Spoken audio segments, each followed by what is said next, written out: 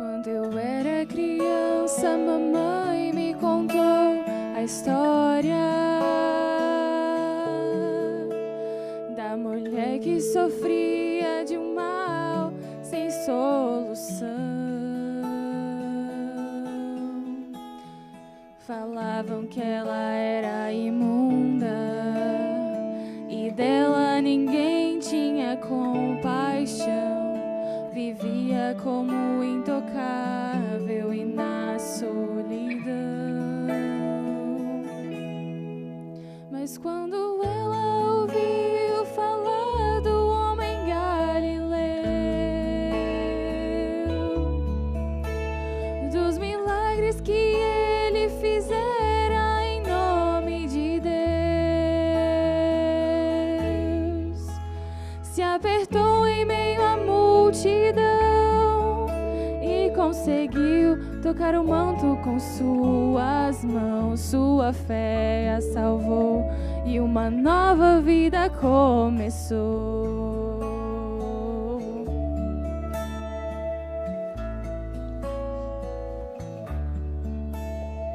Às vezes eu olho pra dentro de mim e percebo que entre eu e aquela mulher não há distinção. Por pecados me tornei intocável, impuro é o meu coração. Às vezes acho que a vida não tem mais razão. O meu desejo é estar no meio da multidão, tocar o manto do Galileu com minhas próprias mãos. O seu poder vai além da razão, pode tornar limpo e puro meu coração. Foi capaz de doar a própria vida para me salvar. O meu desejo é estar no meio da multidão,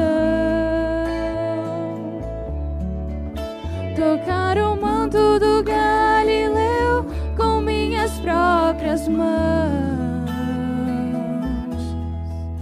O seu poder vai além da razão, pode tornar limpo e puro meu coração.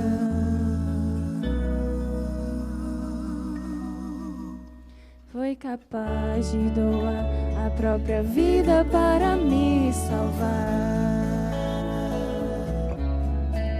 Foi capaz de doar a própria vida para me salvar.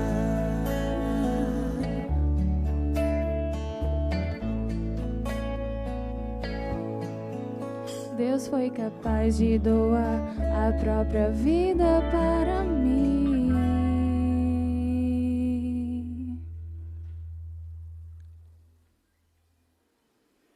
salvar.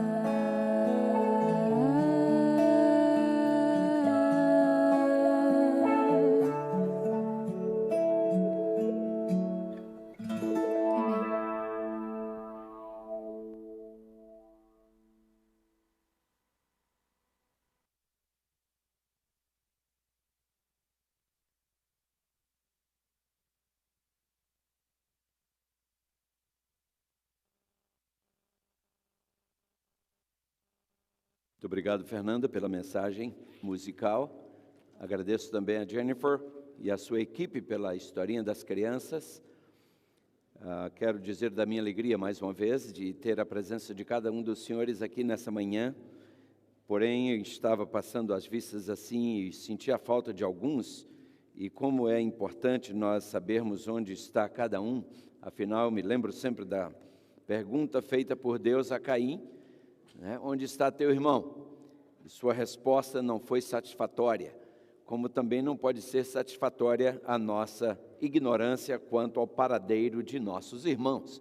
Nós temos que saber onde eles estão e o que é que está acontecendo, para que eles não estejam aqui. Possivelmente alguma enfermidade, algum problema que nós precisamos tomar conhecimento e oferecer ajuda. Eu gostaria que você me ajudasse a checar com o nosso amado Felipe, o Dr. Felipe, e a doutora Jack. Ambos não estão presentes, eu entendo. Semana passada parece-me que eles estavam viajando, mas não sei se ainda é o caso. Porém, eu quero que eles saibam que eles... Ok, hoje o Dr. Felipe está pregando lá em Connecticut, então aí está a razão da ausência de ambos. Eu vi a Daniela, mas não vi o Carlos, seu esposo. Eu sei que ele espirrou muito essa noite, não dormiu bem, mas é bom que o Carlos saiba que a falta dele aqui foi sentida. Também não vi a irmã Francisca, mãe da Maria. Sentimos a sua falta novamente. Sábado passado sentimos também a sua falta, como sentimos a falta da Inha Rita, da vovó Guida, do nosso querido irmão Antônio Cabral. Irmão Antônio Cabral esteve no hospital, graças a Deus está de volta em casa, amém? Então, aqueles que quiserem depois fazer uma visita, ele já está em casa, e oremos por ele. Oremos também pela nossa querida Luluxa, a mãe do Paulo Cardoso. Luluxa está enfrentando alguns desafios com a sua saúde, e Deus tem dado a ela forças, ela está lutando, mas apresentemos a Luluxa a Deus em nossas preces. Eu gostaria também de chamar a atenção para a ausência nesta manhã do Norberto e da sua esposa Eloísa, que não estão entre nós. Deixemos-los saber que a falta deles aqui faz falta. Assim como também não está entre nós a Alícia, o Euclides, a Maria, o Otelindo, a Neuza, ok, essa família toda ausente nos causa preocupação. Vejo o Vasco, mas não vi sua esposa, e seguramente ela, por alguma razão, não pôde estar, e deixemos-la saber que a falta dela aqui fez falta. Também vejo nesta manhã, ou seja, sinto também nessa manhã a falta do Lélio Omar e da sua esposa Samela, que eles saibam que nós estamos sentindo a ausência deles aqui, e eles são muito especiais para nós. Não vi nessa manhã também a nossa querida Maísa, e nem vi o Luiz, ou a Madiza e o Luiz não estão conosco nessa manhã, que eles saibam que nós sentimos a falta deles aqui. Também a Manuela não está entre nós nessa manhã. Eu vi a Dilma, lá está a Manuela, que bom. Eu havia visto a Dilma, havia visto o Theo, mas não havia visto a Manuela. Lá está, alegria, Manuela, ver você aqui. Manuela, todos sabemos, tem enfrentado batalhas tremendas com a sua saúde. Fico feliz em vê-la aqui, Manuela, que Deus te abençoe. Não vi nessa manhã a Claudina. Parece-me que, de fato, não está entre nós, como também não vi nessa manhã entre nós o Manuel Santos nem a Ana. Não estão entre nós também. Não vi nessa manhã a Silvia. Também não vi a Rita nem o Leno. Não vi também nessa manhã a nossa irmã Nishinha. A Nishinha agora eu estou vendo. Que bom, que bom. A Rita também está ali. A Rita sentou fora, que eu sempre vejo a Rita por aqui. Agora estou vendo a Rita, mas o Leno não está entre nós. A falta dele faz falta. Não vejo nessa manhã a Joana e nem a sua mãe Jack. Estou certo de que ambas não estão presentes e, portanto, deixemos-las saber que a falta delas aqui faz falta. Também não vi a Rebeca, esposa do Alex. Eu vi o Alex, mas não vi a Rebeca. Não vi também nessa manhã o Severino. Eu vi a Rosa. Rosa está aí com as crianças, mas o Severino não está entre nós. Que ele saiba que nós sentimos muito. A falta de Severino aqui faz muita falta. Também não vi a Fátima Sanders nesta manhã, não vi o Augusto também entre nós. Esses são alguns nomes que, como eu disse, passando às vistas, irmãos, eu senti a falta. Isso não quer dizer que você, que porventura esteja nos acompanhando e não esteve aqui nessa manhã ou não está nessa manhã, não seja especial, não seja importante. Lembre-se que isso faz parte das minhas limitações quando a gente não consegue ver, anotar todos os que estão ausentes. Mas quero convidá-lo nesse momento a abrir um parêntese para uma prece. Senhor amado, obrigado pelo privilégio de estarmos na Tua presença, no Teu santuário, no Teu santo dia. Pai, agora ao abrirmos a Tua palavra mais uma vez, pedimos, abra nossos corações, abra nosso entendimento, ajuda-nos a entendê-la e, por favor, dá-nos o poder para vivê-la. Nós oramos em nome de Jesus. Amém. Quero estender os nossos cumprimentos a você que está nos acompanhando através das redes sociais e a você que nos acompanhará, quem sabe, num outro momento. Que Deus te abençoe, como está nos abençoando aqui, que Deus te abençoe aí onde você está. Uma igreja odiada por Satanás. Eu sei, você poderá dizer, uau, que título é esse? Não, mas é isso mesmo. A Bíblia nos fala de uma igreja que é odiada por Satanás. E se alguém porventura não sabe que igreja é essa, nós queremos nessa manhã apresentar essa igreja para esses que porventura não saibam que igreja é. Vamos abrir Apocalipse, vamos abrir nossas Bíblias em Apocalipse capítulo 12, versículo 17. Estou muito feliz porque eu vejo hoje o Flávio e a Flávia entre nós, vejo também a Edna e o Atacílio com a Tássila, e claro, Flávio e Flávia estão também com os filhos. É uma alegria imensa tê-los conosco, sempre, é sempre uma alegria que se renova sempre. Apocalipse 12, versículo 17, na Bíblia que eu tenho em mãos aqui, eu leio assim, vou aguardar um pouco até que todos encontrem. Apocalipse capítulo 12, versículo 17, o texto sagrado diz: e o dragão, esse dragão aí é uma referência a Satanás, irou-se contra a mulher, mulher aí é uma referência à igreja, em profecia mulher é um termo que se aplica à igreja, e foi fazer guerra contra o resto da sua semente. Quem são esses? O que diz o texto na sequência? Os que guardam os mandamentos de Deus e têm o testemunho de Jesus. Queridos, Satanás iniciou um conflito cósmico lá nos céus. Em algum momento na eternidade, ele decidiu rebelar-se contra Deus, contra a ordem que regia os céus, e deu continuidade a esse conflito através dos primeiros seres humanos criados por Deus aqui na terra. Toda a Bíblia trata desse conflito, queridos, que há entre Satanás e o nosso amado Pai Deus. Interessante que os 3 primeiros capítulos de Gênesis nos mostram como o pecado entrou no mundo. Os 3 últimos capítulos de Apocalipse mostram como o pecado será erradicado, será tirado do mundo. Eu achei muito interessante esse pequeno detalhe. O diabo chegou a pensar que ele havia triunfado quando ele usurpou o controle desse planeta pela queda de nossos primeiros pais. No entanto, já em Gênesis capítulo 3, versículo 15, a inimizade entre ele e a mulher, com a vitória dessa última, ou seja, com a vitória da mulher, esmagando-lhe a cabeça, foi declarada lá no Éden, lá no começo de tudo. Portanto, irmãos, a derrota de Satanás já está declarada lá em Gênesis 3, versículo 15. Na cruz do Calvário, o acusador e enganador foi lançado fora do seu lugar de usurpação, e Cristo, o segundo Adão, tornou-se o nosso representante. Os senhores, quando leem o livro de Jó, logo no seu capítulo introdutório, mostra Deus tendo uma reunião com os seus filhos, e a Bíblia diz, e veio Satanás entre eles. Veja, esse detalhe já mostra que Satanás não era considerado um filho de Deus, mas um intruso. Veio Satanás entre eles, e Deus perguntou a Satanás, de onde vens? Estão lembrados? Qual foi a resposta dele?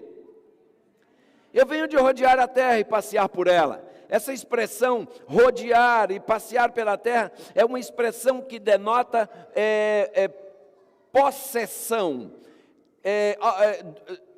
Em inglês fala-se ownership. Ele se sentiu o dono desse planeta, e estou aqui agora representando o planeta Terra. Quem deveria estar ali no lugar de Satanás deveria ser Adão. Porém, Satanás havia usurpado das mãos de Adão o controle desse planeta. No Calvário, ele perdeu, amém? No Calvário, Jesus retomou o bastão e disse: quem me controla sou eu, amém, irmãos? Maravilha, esta verdade contida nas Escrituras. A morte de Cristo, claro, reconciliou o mundo com Deus, e o acusador, o diabo, não tem qualquer direito mais sobre este planeta. Ele é ousado, claro. Ele foi derrotado, mas ainda não destruído. Porém, lembre-se, tudo que Satanás pode fazer com você e comigo é barulho à nossa volta. Tudo que ele pode fazer é nos tentar. Ele não pode, queridos, nos forçar a pecar. Lembrem-se quando ele atacou a Jó, quando ele atingiu a Jó. Ele só foi até onde Deus permitiu a cada etapa. E assim é com você e comigo. Deus só permite que o inimigo nos prove, que ele nos tente, até onde Deus sabe que nós podemos suportar. Quando eu ouço alguém dizer: eu caí porque a tentação foi demais para mim. Não existe tentação demais para ninguém. Deus seria injusto se ele permitisse. Paulo nos diz que Deus não nos deixa ser provados além do que podemos suportar. Muito pelo contrário, juntamente com a provação, ele dá o escape. Então, amados, o diabo, a Bíblia o apresenta ao nosso redor, fazendo o quê? Quem se lembra? Bramando como leão. Mas, amados, num filho de Deus, a Bíblia diz que o diabo não toca. Amém? Porque a Bíblia também fala que tem os filhos de Deus e os filhos do diabo. Os filhos dele, ele faz com eles o que ele quer. Mas num filho de Deus, aí a coisa é completamente diferente. Quando Jesus se ergueu da sua sepultura, queridos, tornou-se então o representante legítimo desse mundo perante os céus. E aqui nós temos revelada a razão pela qual nós temos motivos para comemorar. Todo o tempo. A tumba de Cristo está vazia. A vitória de Cristo foi confirmada, consolidada no terceiro dia. Hoje ele está à direita do Pai intercedendo por nós. Amados, o diabo, sabendo que perder a batalha contra Deus e reconhecendo que lhe resta pouco tempo, está agora concentrando todos os seus esforços, todas as suas energias, toda a sua maldade contra a igreja de Deus. E aqui nós temos revelado então a causa oculta de grandes lutas que nós enfrentamos na igreja.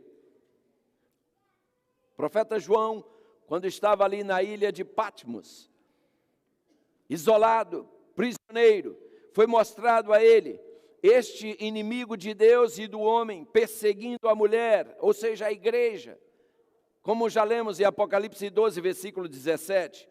Até a morte de Cristo era plano de Satanás reunir outros mundos em torno de si, em sua rebelião contra Deus. Mas após o Calvário, ele viu que ele estava derrotado, e assim transferiu toda a sua energia para combater a igreja de Deus, o povo de Deus aqui na terra. E para escapar aos ataques do inimigo, queridos, a igreja de Deus teve que fugir para o deserto, para um lugar onde Deus lhe preparou e lhe sustentou por um período de 1260 anos.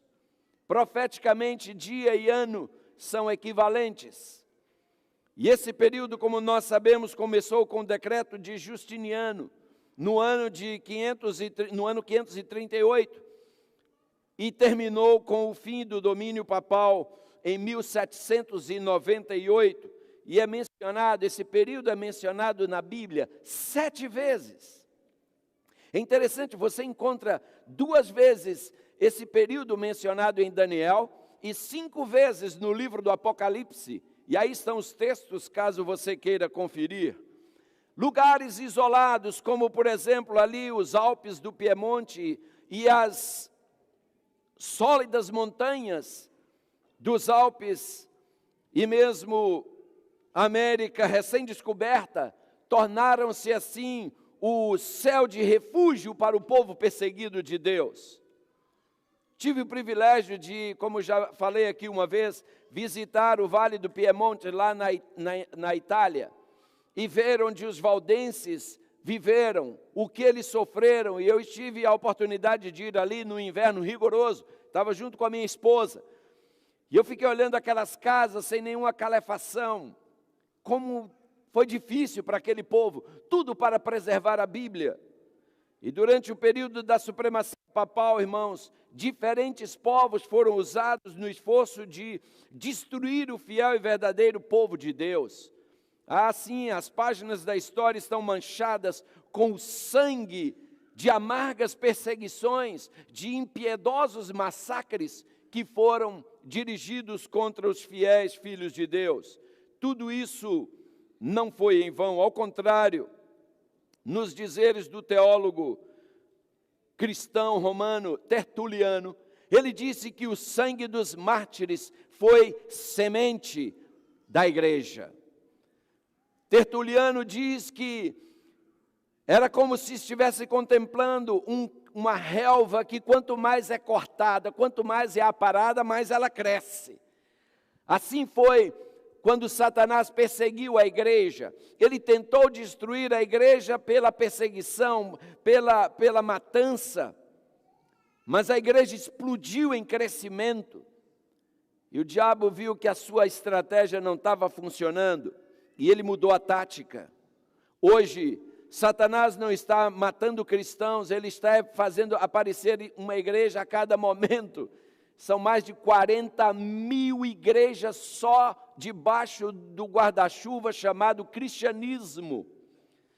Porque além do cristianismo temos outras grandes religiões, dentre as quais está o shintoísmo, o hinduísmo, o budismo, o islamismo e etc.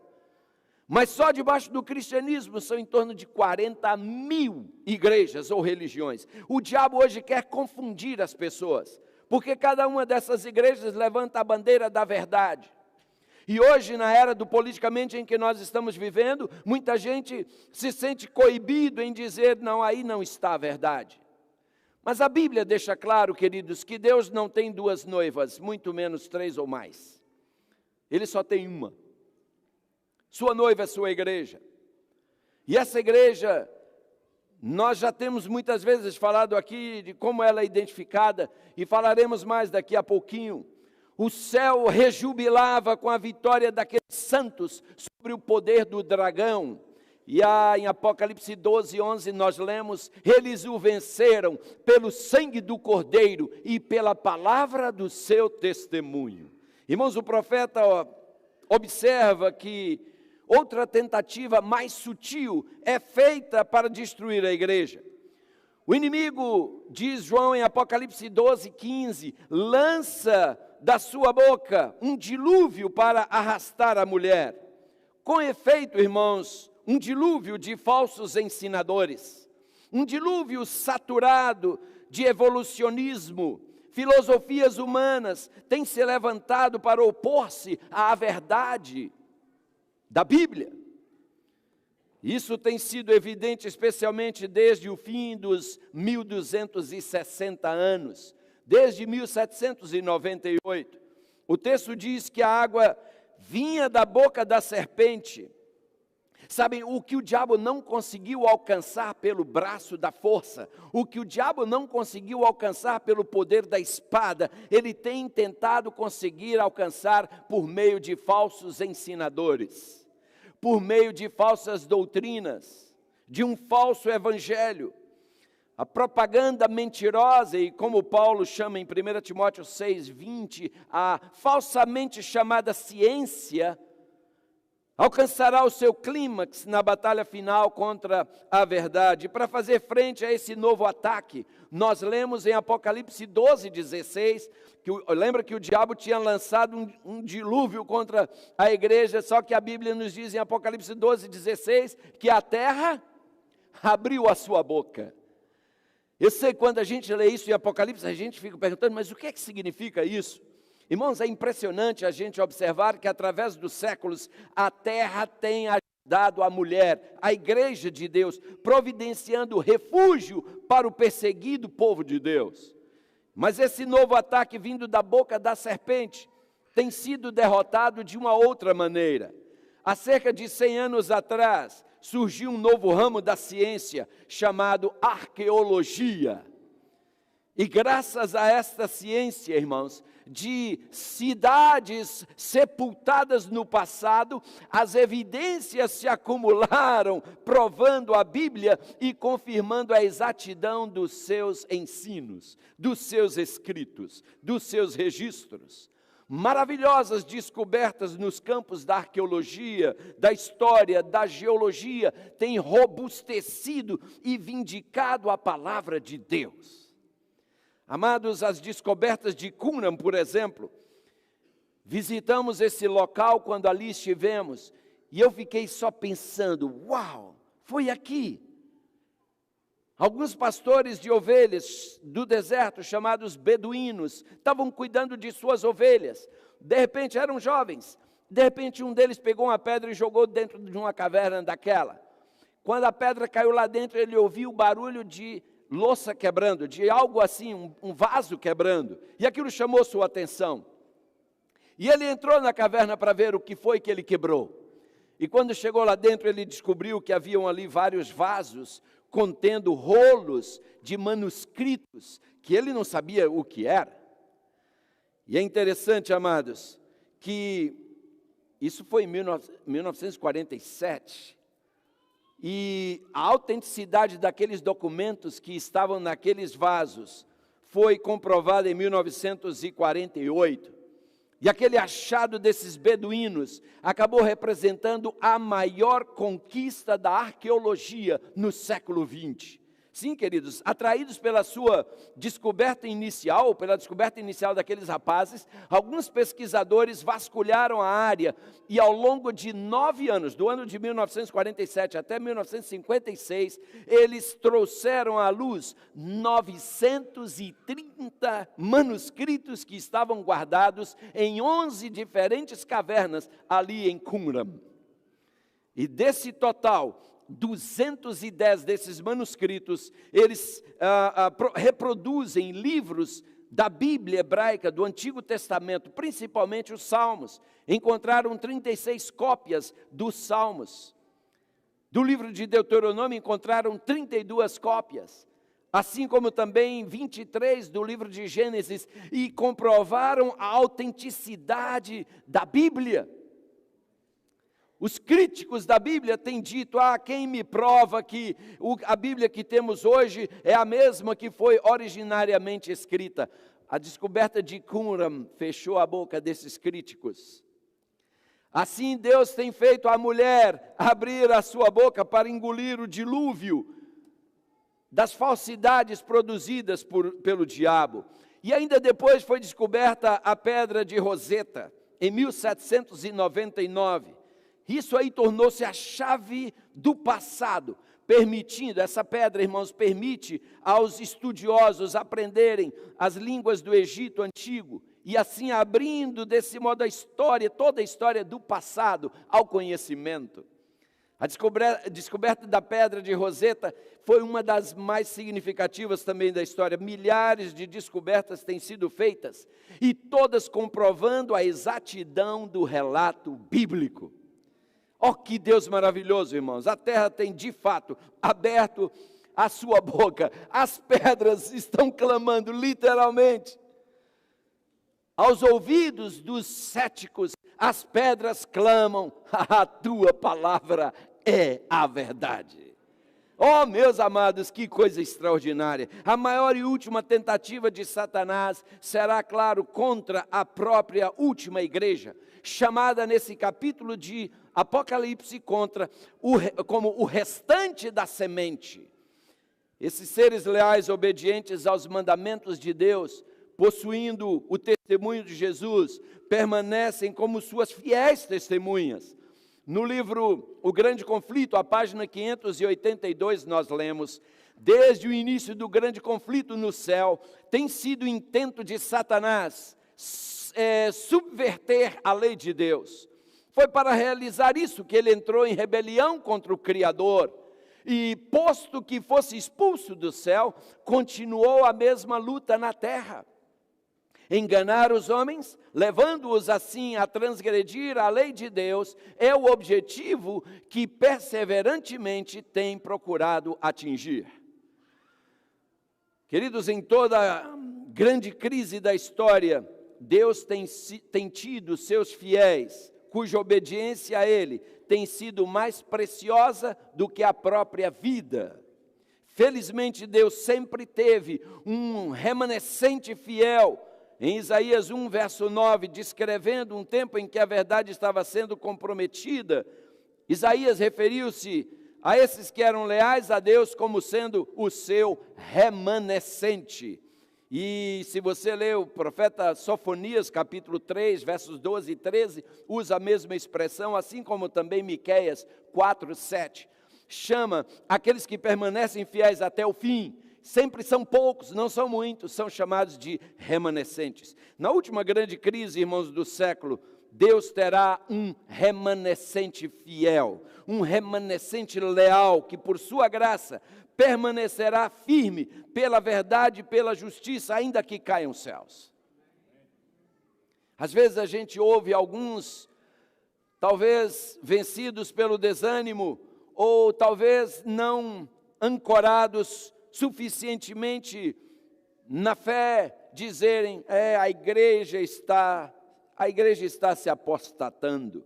Escuta, irmãos, essa igreja não está se apostatando. E aqui cabe um amenzinho para você que tiver dúvida. Essa igreja não está se apostatando. Alguns dentro da igreja estão se apostatando. E a minha Bíblia e o Espírito de profecia me assegura que uma sacudidura jogará esses para fora. Porque lá fora tem o que nós chamamos de igreja invisível. Deus tem filhos fiéis nas outras denominações, irmãos, que estão lá por enquanto. Estão sendo enganados, mas em um momento eles vão abrir os olhos e virão para cá ocupar o lugar daqueles que foram jogados fora. Que você e eu não estejamos entre esses. E para que isso não aconteça conosco, precisamos ancorar nossa fé na sólida rocha que é Cristo e sua palavra. Precisamos tomar tempo diariamente para ler nossa Bíblia. Precisamos tomar tempo para orar a Deus. Precisamos tomar tempo para consagrar nossas vidas. Precisamos vir aos cultos da igreja, irmãos. Precisamos deixar de ser sabatistas. Precisamos deixar de ser adventistas do sétimo dia e nos transformarmos em adventistas nos 7 dias. Vem aqui num culto de quarta-feira para você ver. Onde estão os adventistas dos 7 dias? São poucos. Tem muito adventista que só é do 7º dia e alguns só até meio-dia também.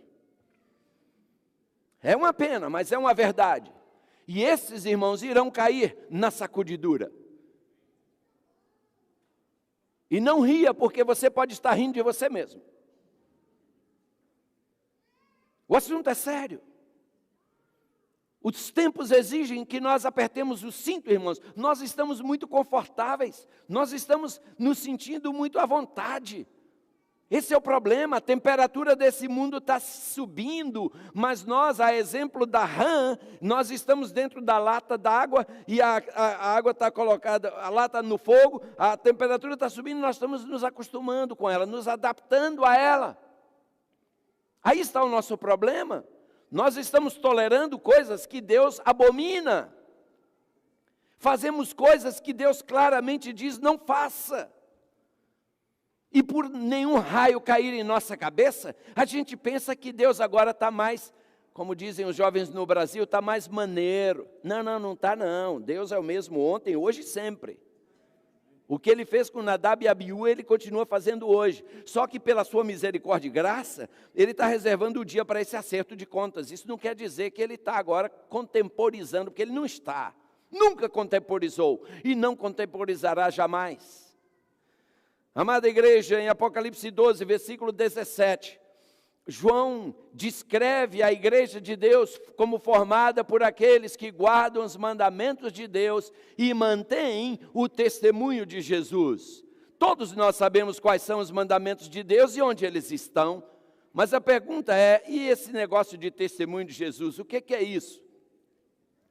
Se eu respondesse daqui, você diria, essa é a opinião do pastor adventista. Mas e que tal se a Bíblia responder? Sim, o testemunho de Jesus, Apocalipse 19, verso 10, no finalzinho do verso, nos responde. O testemunho de Jesus é o quê? É o espírito da profecia. Está aí na sua Bíblia, Apocalipse 19, 10, finalzinho do verso.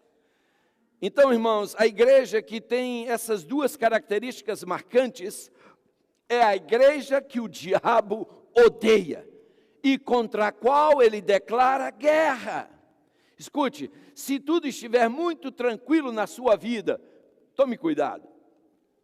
Tome cuidado e reflita. O que é que está acontecendo? Sabe por quê? É impossível tudo estar tranquilo na sua vida quando você está num campo de batalha. O pessoal que está ali agora na faixa de Gaza e o pessoal que está ali do lado israelita, naquela proximidade, não tem paz no momento. Por quê? Aquilo agora é uma zona de conflito, é uma zona de guerra. Quem está numa zona de guerra não tem paz. Nós estamos em guerra, ou não estamos, irmãos? O que é esse livro aqui, o título desse livro aqui diz o que mesmo? Quem se lembra ainda? O grande conflito. Estamos num grande conflito, irmãos. Agora a pergunta é, e por que nós estamos tão tranquilos? Por que esse conflito não está nos atingindo? Será que é porque nós já estamos do lado do inimigo?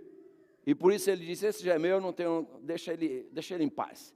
Apesar de que ele não deixa em paz, não, ele é cruel. Mas a verdade é que você e eu, se estamos muito tranquilos, irmãos, é hora de a gente se olhar no espelho da verdade e ver como está a nossa vida espiritual. Amados, ninguém se prepara para uma maratona no dia que a maratona começa, nem no dia anterior. Todo maratonista começa a se preparar para a maratona do próximo ano, quando termina a maratona desse ano. Terminou a maratona, eles já começam a se preparar para a próxima.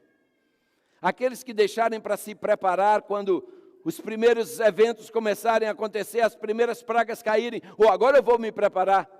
Too late. Tarde demais. Amados, por meio de sua palavra e dos conselhos do seu Espírito, Deus está preparando um remanescente para estar em pé no dia mau. Quando os principados e potestades, quando os príncipes das trevas deste século farão o seu ataque final contra a igreja. Ó, meus queridos, é por meio desse remanescente que Deus está dando sua última mensagem de misericórdia ao mundo, através da tríplice mensagem angélica. O dom de profecia, que é um dos dons do Espírito Santo, foi prometido por Deus à sua igreja no tempo do fim.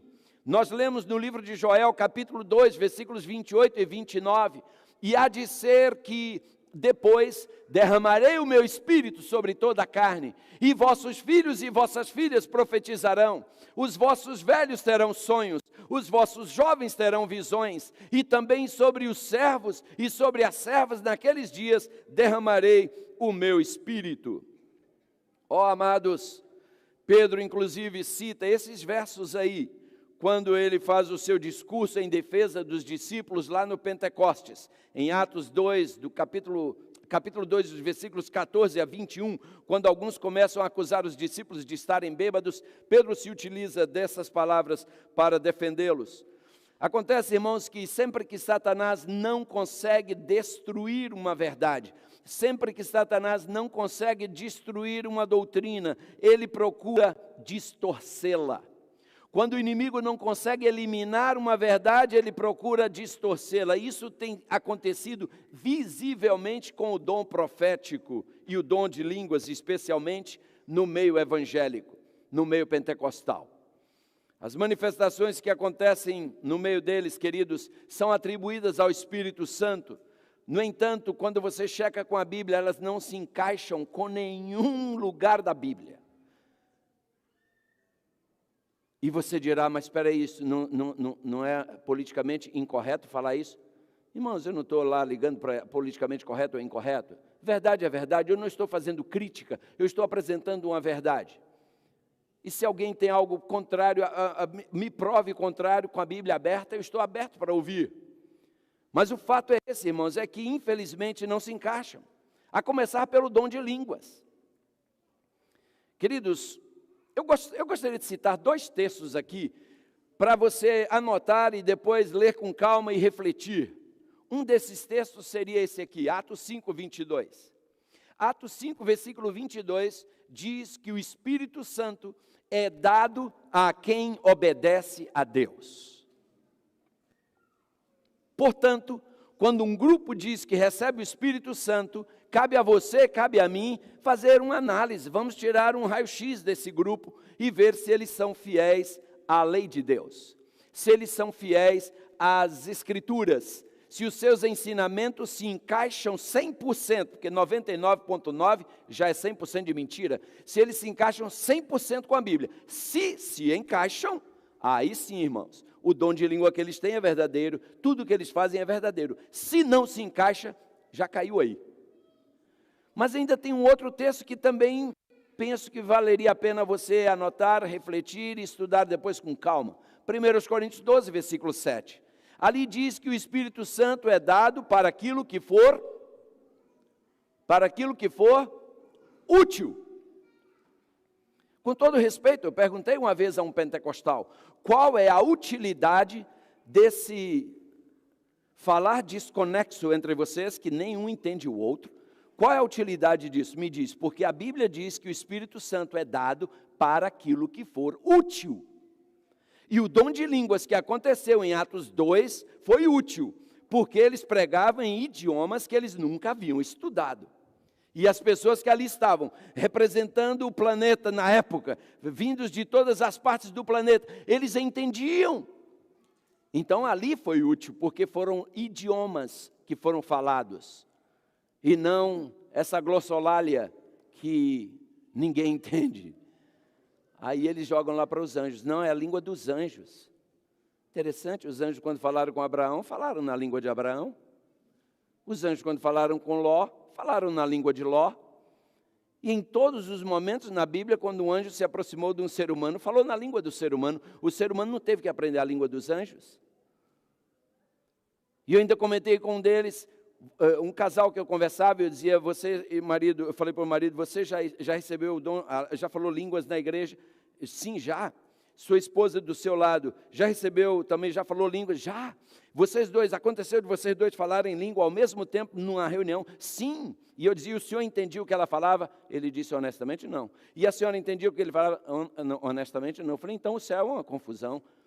Cada anjo fala e um não entende o outro. Que bagunça deve ser esse céu? Sabe, irmãos, um raciocínio primário, lógico, infantil, mas que derruba essa teoria. E não estou fazendo crítica. Isso é fato, comprovado biblicamente. O dom profético, irmãos, é uma característica da igreja remanescente e foi manifestado dentre o povo de Deus. A igreja adventista do 7º dia tem 1000 razões para aceitar esse dom como tendo sido dado, especialmente a uma serva de Deus chamada Ellen Gold White. Amém pelo seu amém. Hoje muitos têm vergonha de falar isso, parece, têm medo, se intimidam. Sabem por quê? Porque os nossos inimigos dizem que nós somos uma seita. Nos chamam de seita porque dizem que nós seguimos uma mulher. Quem fala isso não sabe o que está falando. Nós não seguimos uma mulher. Nós, igreja, somos a mulher. Amém? A mulher descrita em Apocalipse.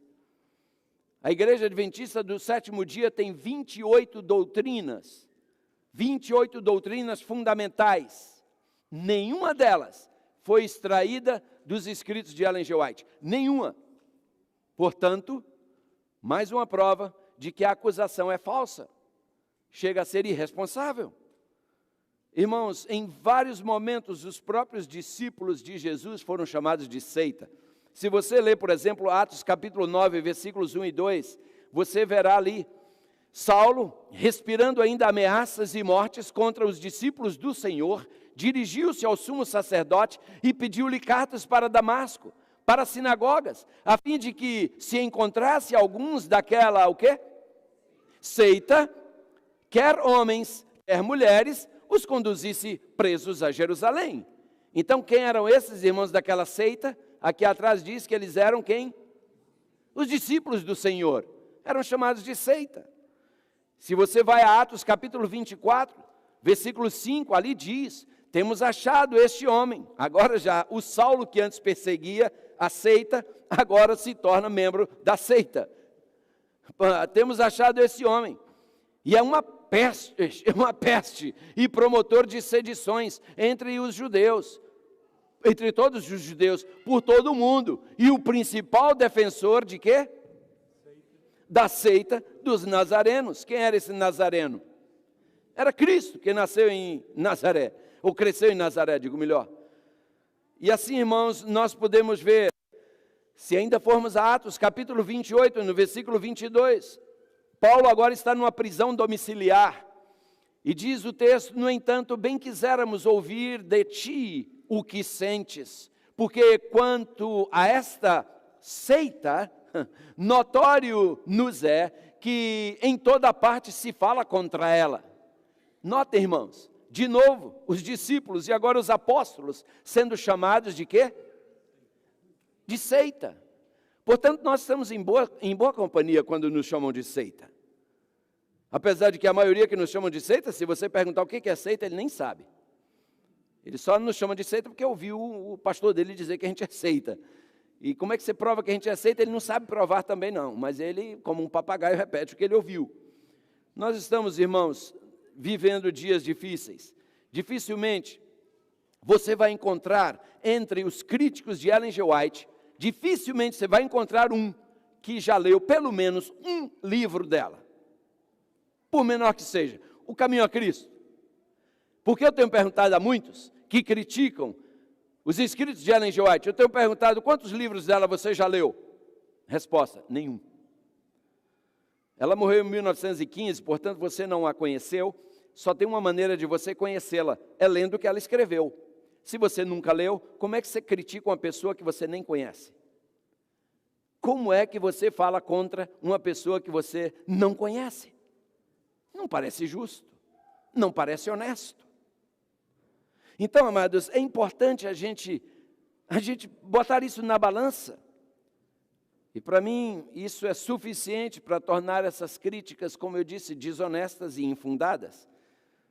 Agora, irmãos, que os escritos de Ellen G. White têm sido uma fonte autorizada de verdade, proporcionando conforto, proporcionando orientação, instrução e correção à igreja, e isso é um fato incontestável e inegável. Ah, sim, queridos, essa serva de Deus escreveu sobre os malefícios do tabaco, numa época em que a medicina prescrevia o tabaco para a cura de doenças respiratórias. E aí ela surge escrevendo, mostrando os malefícios do tabaco. E os seus críticos na época diziam: está louca, está louquinha. Também abandonou a escola sem terminar o primário, só pode escrever besteira. Hoje, a medicina se curva, ela tinha razão, ela estava certa. Amém? Sim, amados. Ela escreveu sobre descargas elétricas no cérebro. Na época diziam: que loucura é essa? Desde quando o cérebro tem descargas elétricas? Foi necessário esperar chegar o ano de 1924. E aí um psiquiatra alemão, médico psiquiatra, desenvolveu o eletroencefalograma. E a partir de aí ele passou a ser usado. E hoje ninguém mais considera loucura se alguém disser que nosso cérebro tem descargas elétricas. Mas quando ela falou isso, parecia loucura. Irmãos, na verdade, Ellen G. White escreveu sobre o perigo, os efeitos do período pré-natal, os perigos desse período. A criança dentro da mãe, ela diz, sofre as influências daquilo que a mãe come, daquilo que a mãe bebe, dos seus atos, dos seus hábitos e até das suas ações e reações nervosas. Tudo isso afeta o bebê, ela escreveu. quando a ciência nos seus dias dizia loucura de novo, está louca, porque a criança está totalmente protegida dentro da placenta e desconectada da mãe. Nada que a mãe faça afeta o bebê está totalmente isolado. Hoje a ciência diz, ela tinha razão, através do cordão umbilical realmente, o que a mãe come, tudo que se passa com a mãe afeta o bebê, para o bem ou para o mal. Você sabia que você pode alterar a cadeia genética do seu bebê no seu ventre? Você pode alterar muita coisa. Esse negócio da gente dizer assim, eu tenho essa doença porque meu pai tinha, minha mãe tinha doença hereditária. Na maioria dos casos, as doenças hereditárias acontecem, sabe por quê? Porque nós herdamos os mesmos hábitos errados de nossos pais, dos avós. A gente vai perpetuando errado como eles comiam, fazemos tudo errado como eles faziam, e claro, herdamos as doenças que eles tinham, e ainda dizemos, não, é porque minha mãe já tinha esse problema. Você pode quebrar essa cadeia com o bebê no seu ventre. É por isso, irmãos, que uma criança deve ser planejada. Lamentavelmente, hoje, tem gente que engravida para fazer experiência, deixa eu ver se vai funcionar, eu nunca tive um bebê, eu vou engravidar para ver se funciona. Como se fosse uma máquina, vou ligar para ver se funciona, se funcionar eu desligo. Não é assim, irmãos. Irmãos, eu queria falar muito sobre essa área, mas não posso porque não é a temática de hoje. Mas eu quero lembrar as mulheres e rapazes da minha igreja, escutem, escutem, isso aqui poderá ser desconfortável para alguns, mas eu quero dizer, irmãos, nós não fazemos sexo e depois casamos, não. A gente casa para depois fazer sexo. Quando você faz sexo e depois se casa, se amanhã seu marido botar chifre em você, não reclame. Você ensinou para ele, que é por aí. Deus nos orienta, irmãos, como é que as coisas funcionam. Você quer ter a bênção de Deus? Faça como Deus manda. Leia a sua Bíblia. Você vai descobrir cada coisa fantástica na Bíblia. Porque quando você faz tudo certinho como Deus manda, o casamento ainda é um desafio. Agora imagina quando você vem pela porta dos fundos. Só pode enfrentar batalhas terríveis. Mas isso é assunto para uma outra conversa, irmãos. Amados, Ellen White um dia escreveu sobre os danos da poluição. Ela disse que o planeta ficaria insustentável. Quando ela escreveu isso, irmãos, havia uma fabriquetazinha aqui, outra lá do outro lado do planeta, e Ellen White falando que o planeta estaria envolto numa poluição, e todo mundo dizia, que loucura, que negócio de poluição é isso? Hoje nós temos os ambientalistas tentando melhorar a qualidade de vida do nosso planeta. Ellen White falou, irmãos, sobre a necessidade da educação da criança, especialmente nos seus 7 primeiros anos. Ela mostrou a importância desses 7 primeiros anos, quando você está modelando o caráter da criança, fazendo o alicerce, a base, porque daí para frente vem as paredes e depois o teto. Mães que têm filhos não deveriam trabalhar fora de casa. Primeiro, não deveriam trabalhar nunca, mas especialmente enquanto o filho está nos seus 7 primeiros anos de vida. Mãe, ninguém te substitui nessa sublime tarefa de preparar essa criança para a vida e para o céu. Ninguém te substitui. Essa semana eu recebi na minha casa um casal.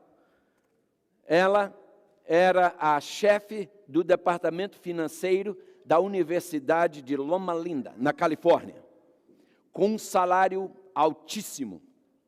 Seu marido, um médico, PhD, e agora é professor aqui na Brown University, ganha um tremendo salário. E ela me disse, pastor, eu decidi parar de trabalhar quando nasceu meu filho, vou cuidar dele. E eu disse, parabéns. Ela disse, muita gente me critica. Eu falei, eu sei quem tem inveja de você. Parabéns. Ela disse, eu poderia estar ganhando rios de dinheiro, porque quando eu resolvi parar, a Loma Linda University me disse para nós, quanto você quer ganhar para você não sair. Ela é muito capaz. E ela disse, não, eu orei muito, eu planejei, orei e decidi. ninguém me faz mudar de ideia. Sabe, amados, a formação de nossas crianças, quando nós deixamos passar esses 7 primeiros anos, as coisas ficam bem mais complicadas depois. Por que alguns de nós hoje temos sérios problemas com nossos filhos adolescentes? Porque negligenciamos aí nós falhamos. Quando a varinha era fininha e você podia torcê-la na posição que você quisesse, ela ficaria. Você deixou passar. Agora a varinha engrossou. E quando engrossa, não tem mais como você moldar. Agora é só sofrer as consequências das varadas que você vai levar. Você entende? Eu sei, isso é desconfortável falar e desconfortável ouvir. Mas para os que ainda vão ter filhos, fica o conselho. Você não pode ser mãe, tempo integral, não tenha filhos. Só isso, simples.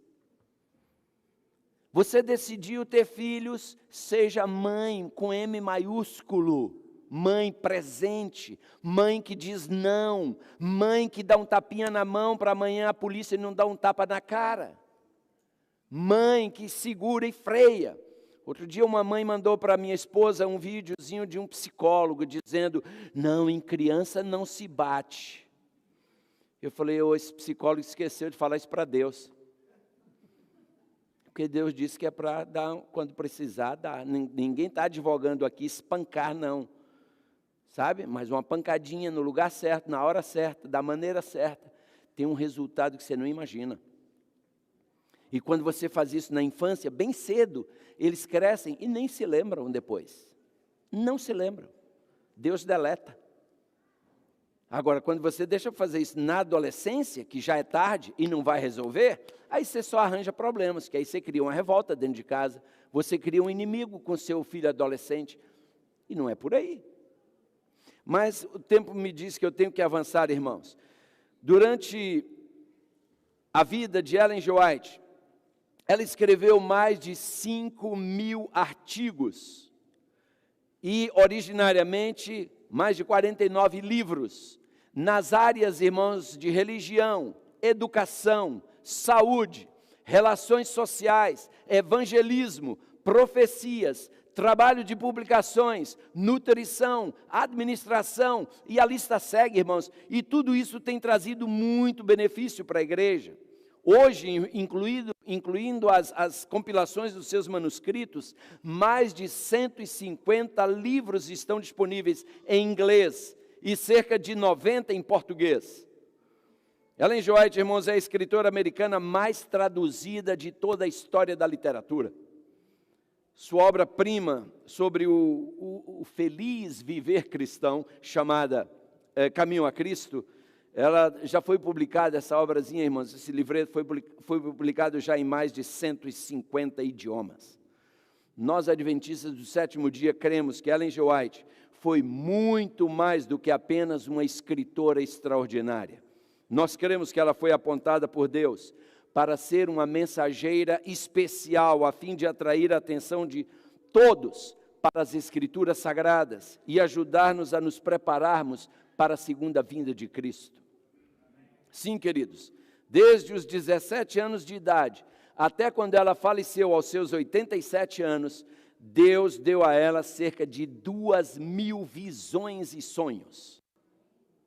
Amados, o conhecimento e os conselhos recebidos através dessas revelações foram por ela, que foram escritos por ela, claro, a fim de serem compartilhados com outros, tem sido uma bênção na vida de todos. E assim seus escritos são aceitos por nós, adventistas, como inspirados por Deus. E a qualidade excepcional dessas obras é reconhecida mesmo por alguns leitores não adventistas, que são sinceros. Eles dizem, não, de fato, o que ela escreve é incontestável. Os livros de Ellen G. White, irmãos, eles nos auxiliam grandemente numa melhor e maior compreensão da Bíblia. Eles não substituem a Bíblia. Não foram escritos para ser colocados em lugar da Bíblia, não. Eles foram escritos para nos ajudar a compreender melhor a Bíblia. E ao contrário do que dizem os nossos opositores, de que nós seguimos Ellen G. White, de que Ellen G. White é a deusa da igreja adventista, e etc, etc. Veja aqui qual é o parecer oficial da igreja adventista com relação a Ellen G. White e seus escritos. Olha isso aqui. Isso aqui foi escrito, está no livro que contém nossas doutrinas fundamentais. Os escritos de Ellen White não constituem um substituto para a Bíblia. Amém? Não podem ser colocados no mesmo nível. Irmãos, a Bíblia, ninguém se equipara a ela, nenhum escrito se equipara a ela. Os escritos de Ellen G. White não podem ser colocados no lugar dela e nem no mesmo nível. As escrituras sagradas ocupam posição única, pois são o único padrão pelo qual os seus escritos ou quaisquer outros devem ser julgados e ao qual devem estar subordinados. Aí está, irmãos. A Bíblia só pode ser comparada a ela mesma. A Bíblia só pode ser subjugada a si mesma. Nenhum outro livro pode querer subjugar a Bíblia ou coisa parecida, ou se equiparar a ela. Então, irmãos, eu quero concluir novamente lendo com vocês Apocalipse 12, 17, e leremos Apocalipse 19, 10, a última parte, que nós já mencionamos, mas para efeito de refrescar a nossa memória. Vamos ler juntos, Apocalipse 12, versículo 17. Abra sua Bíblia comigo, por gentileza. Novamente, Apocalipse capítulo 12, versículo 17. O texto sagrado me diz aqui, na sua Bíblia eu tenho certeza que diz o mesmo, Apocalipse 12, versículo 17. E o dragão irou-se contra quem? Contra a mulher. E foi fazer guerra ao resto da sua semente. E quem são esses agora, de acordo com a Bíblia? Os que guardam os mandamentos de Deus e têm o testemunho de Jesus Cristo. Viremos uma página, talvez algumas Bíblias, 2 páginas, Apocalipse 19, versículo 10. Na verdade, 3 páginas no caso da minha, na verdade 4. Apocalipse 19, 10.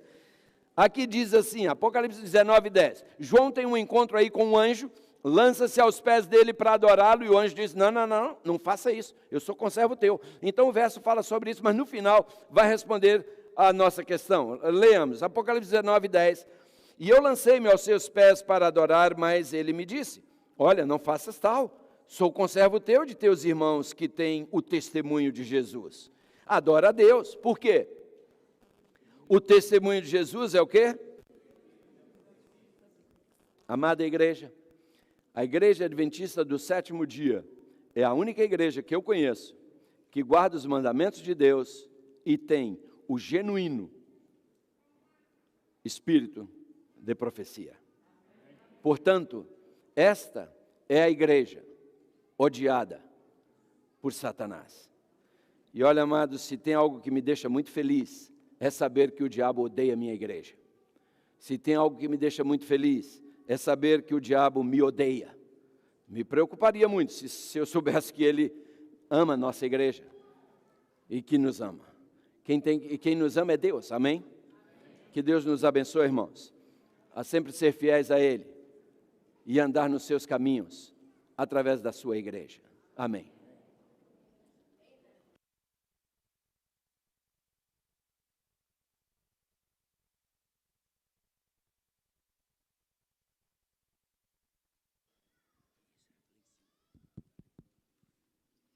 Para terminar o culto desta manhã, queremos pedir aos irmãos que se levantassem para cantarmos o hino 186.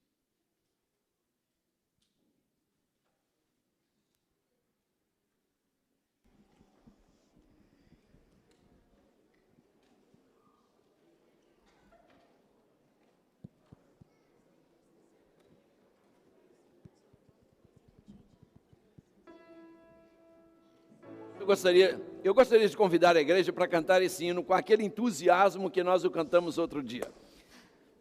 Mestre, o mar se revolta. Estamos vivendo em dias revoltosos, mas temos a segurança de que o nosso piloto está no controle. Cantemos com entusiasmo.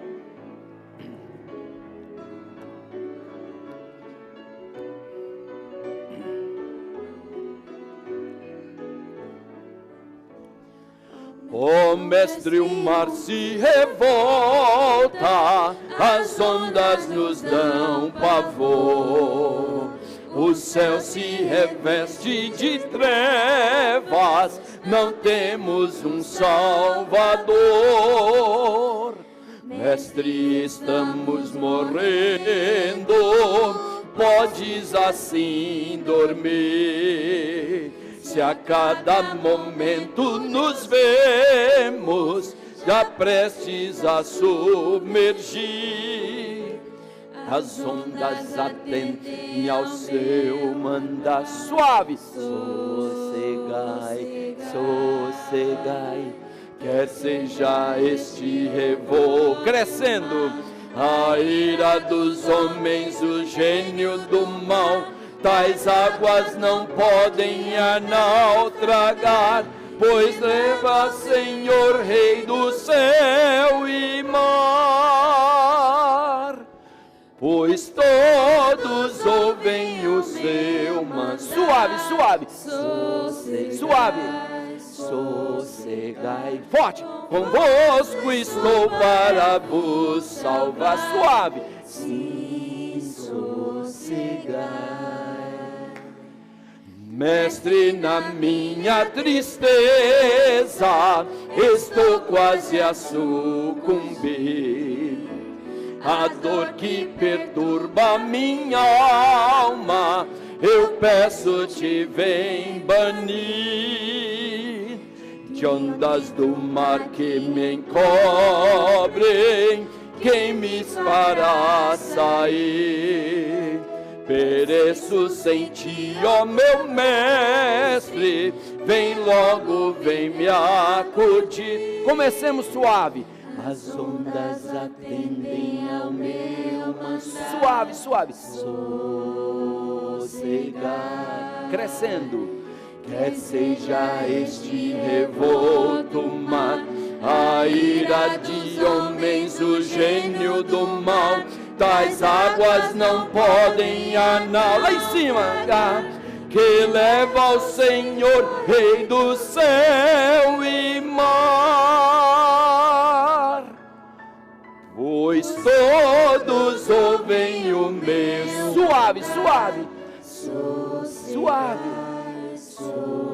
Forte. Convosco estou para vos salvar. Bem suave. Sim, sossegai. Só os homens.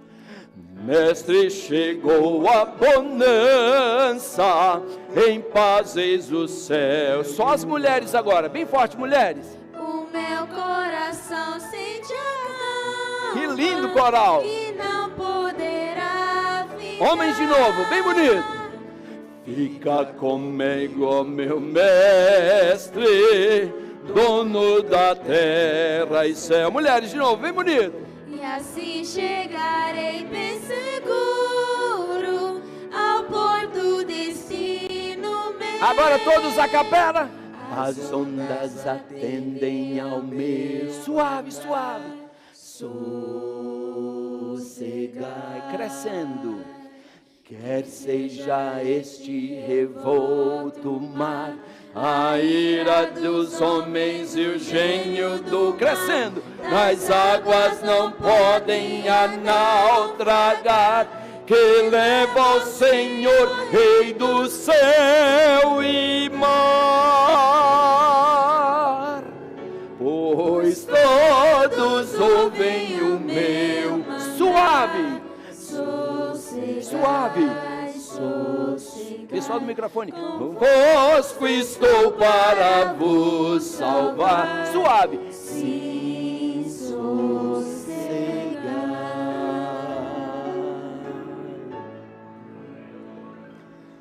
Sim, Pai, as ondas revoltas estão à nossa volta, fazendo-nos muitas vezes temer. Somos humanos. Por isso esse hino nos encoraja, Pai, a ouvir a Tua voz nos dizendo: sossegai. Ó Pai, Tu estás ao leme, que jamais nos esqueçamos disso. Sim, Senhor, este barco, ele irá chegar ao porto. Essa igreja irá triunfar. e eu quero triunfar com ela. E os que disseram amém com isso estão dizendo que também querem. Senhor, ajuda-nos. Por favor, ajuda-nos. Dias difíceis já estão acontecendo e dias piores estão à nossa frente. Senhor, ajuda-nos a dobrar mais nossos joelhos. Ajuda-nos a ler mais a Tua palavra. Ajuda-nos a deixar de ser adventistas do 7º dia e ajuda-nos a nos tornar adventistas dos 7 dias. Nos 7 dias. Ó Senhor, desperta em nosso coração o desejo de estar aqui nos cultos de oração, nos demais cultos da igreja.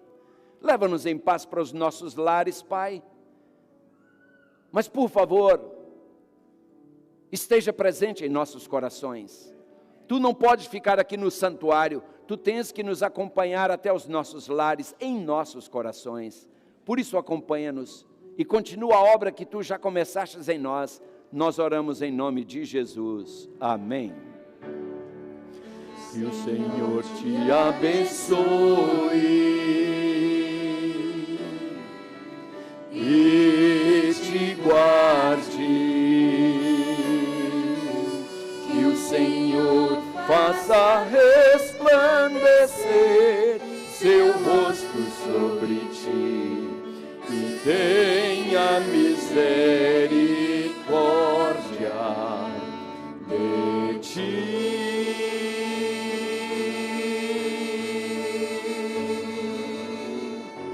Que o Senhor sobre ti levante